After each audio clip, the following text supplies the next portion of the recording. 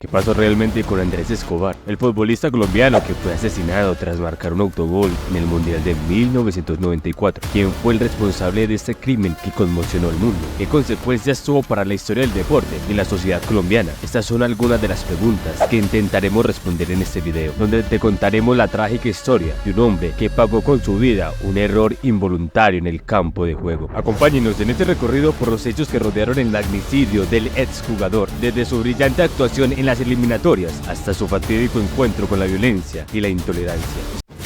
Si te gusta el contenido, suscríbete y activa las notificaciones para que no te pierdas los próximos videos. Gracias por tu apoyo, lo valoramos. Estamos en el emocionante año de 1994, justo después de la travesía de la selección Colombia en el Mundial de Fútbol de Estados Unidos. Todos estábamos aún extasiados por el histórico triunfo 5-0 contra Argentina en el Estadio Monumental de Buenos Aires, ¿verdad? Fue épico. Pero, ¿qué pasó después? El ambiente estaba cargado de expectativas mientras la tricolor se preparaba para arrasar en el Mundial, dirigidos por el legendario Francisco Maturana, quien no pensaba que seríamos campeones, pero la realidad nos golpeó duro. ¿Quién podría olvidar esos desafortunados partidos contra Rumania y Estados Unidos, donde perdimos sin piedad? Y luego, el momento más amargo, el encuentro contra el equipo anfitrión. Todo parecía ir bien hasta aquí. Oh no, un autogol. El zaguero central protagonizó una infortunada jugada, en la cual el cuadro local se puso 2-0 en el marcador debido a un autogol de su autoría, situación que contribuyó a la no continuación del equipo colombiano en el certamen. Todo se desmoronó. ¿Cómo pudimos recuperarnos de eso? Aunque logramos cerrar el capítulo con una victoria contra Suiza, los ánimos estaban por el suelo, las calles zumbaban con críticas y decepción. Después de tanta ilusión, ¿cómo nos dejaron así?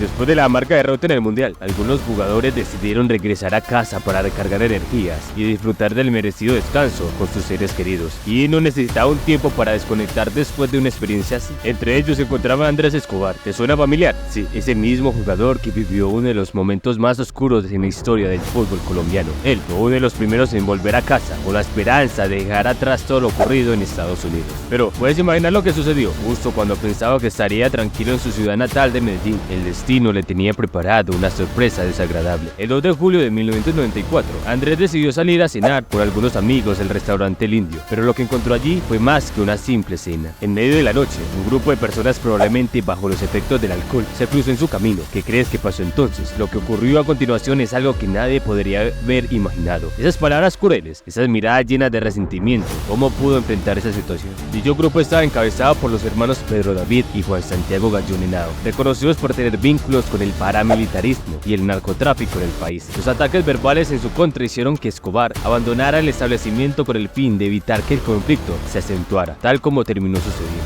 En el parqueadero, Escobar seguía esquivando los insultos cuando nuevamente fue atacado por los narcos, pero esta vez su chofer, Humberto Muñoz Castro, sin medir palabras se acercó a él y descargó 6 tiros en su cabeza. Su muerte multiplicó la vergüenza internacional de Colombia. Hasta en el torneo, que no había terminado, hicieron un minuto de silencio. La policía de Antioquia, víctima de múltiples ataques en medio de la ola de violencia que se vivió en la década de los 80 y principios de los 90, dio con el agresor que tras una serie de interrogatorios confesó el crimen, pero dijo, no sabía a quién mataba. Según su versión, no sabía que su víctima era el futbolista Andrés Escobar. Humberto Muñoz Castro fue condenado a 43 años de prisión y recluido en la cárcel Modelo de Bogotá, aunque no pagó ni 12 años y quedó en libertad en el 2005. Los hermanos Gallón Henao, a quien siempre se le relacionó con el crimen, solo fueron acusados por encubrimiento y regresaron a las calles meses después del asesinato. Luego de que se diera a conocer la noticia sobre su asesinato, la tristeza, dolor e impotencia se apoderaron de los corazones colombianos, sobre todo de aquellos hinchas de la Selección Colombia y Atlético Nacional que ocuparon las calles de Medellín para darle el último adiós. Su funeral se llevó a cabo en el Coliseo Iván de Bedú de la capital antioqueña, ante la atenta mirada de miles de fanáticos que se acercaron el 4 de julio de 1994. Escobar era un ídolo de Atlético Nacional, club con el que conquistó múltiples torneos nacionales, así como la Copa Libertadores de 1989, primera edición del campeonato continental obtenida por un equipo colombiano. Además, el defensor era conocido como el caballero del fútbol por su temperamento pacífico en las canchas.